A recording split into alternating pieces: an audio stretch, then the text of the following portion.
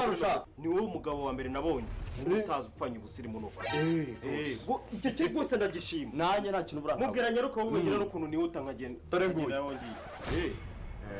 ngaho rero abona ko ngira ngo urabona ko rwose nta cyabuze agakara keza kagezweho nyine karinganiye. Oh my days, Romo muwari. Ni si nguyu ni muri muravuga warunzani cyangwa n'undi muntu ari kwitambukira bisanzwe. Uyu mukobwa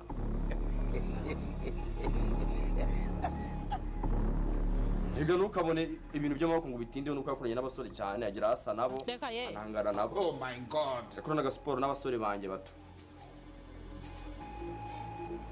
Kose mukoko mbona nani mpukugiye. Ndubura umugore cyangwa rero nawe reka mubwire. Njyewe ndi umuntu w'umugabo wihaye ushaka igitsina ngo ntabwo ugiye nshaka abagabo. Abagabo bari akunda ufite icyo kibazo. Ntuzinguye ni umukobwa. Wenda nese uruza ari iki wenda ngo umuntu uteye